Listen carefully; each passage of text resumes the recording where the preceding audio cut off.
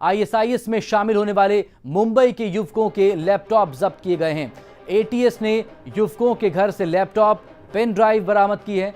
मुंबई के कल्याण इलाके से ये 4 युवक गायब हो गए थे, जिनके इराक जाकर आईएसआईएस से जुड़ने की खबरें सामने आई थी।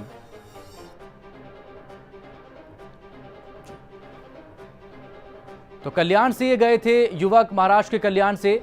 जब्त एटीएस ने आईएसआईएस में शामिल होने वाले मुंबई के युवकों के लैपटॉप जब्त हुए हैं। एटीएस ने इनके घर से लैपटॉप और पेन ड्राइव बरामद किए। आशुतोष पाटिल इस वक्त जुड़ चुके हैं, न्यूज एक्सप्रेस रिपोर्टर, ताजा अपडेट के साथ। आशुतोष, जांच कहां तक पहुंच पाई है पुलिस की? जी, जैसे कि उनके परिवार वालों ने कहा था कि जिन लड़कों के बारे में पुलिस पूछताछ करने आई थी, एटीएस के अधिकारी पूछताछ करने आए थे, उन्होंने उनका लैपटॉप हो, पेन ड्राइव हो और इस तरह की सारी चीजें जो है उन्होंने जो चाहिए थी वो सब उन्होंने सौंप दी है।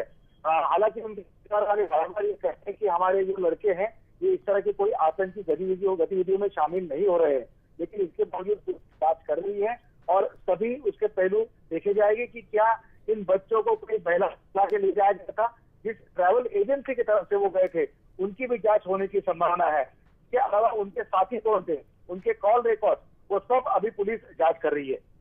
आशुतोष, गुमशुदगी की रिपोर्ट लिखाने के लिए कल्याण पहुंचे थे लड़के के पिता।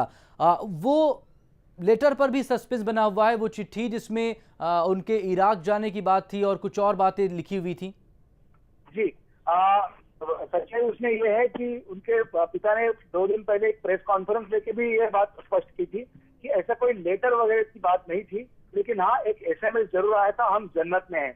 उसके बाद में यहाँ की और एक बात सामने आई है कि वहाँ के जो स्थानीय बीजेपी के नेता है, उन्होंने नरेंद्र मोदी को भी एक खत लिख के भेजा था कि ये बच्चे, कल्याण के 4 युवक जो है ये लापता है और उनकी आईएसआईएस के साथ जुड़ने की खबरें आ रही है, तो कृपया इसमें जांच कीजिए।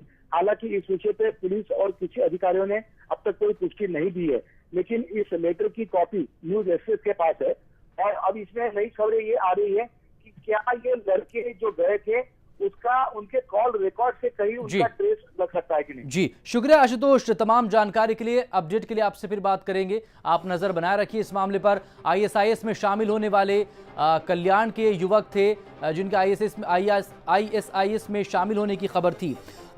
ये कुछ वक्त पहले ही गए थे, तब से परिवार वाले परेशान थे। कल्याण पुलिस स्टेशन पहुंचे थे परिवार वाले और वहां जाकर इन्होंने गुमशुदगी की बात कही थी और ये पूरा मामला बताया था। उसके बाद से ही कल्याण पुलिस ने मामला एटीएस को सौंप दिया था। अब एटीएस घर पहुंची और वहां से युवकों के लैपटॉप और पेन ड्राइव उसने जब्त की है आगे जांच के लिए।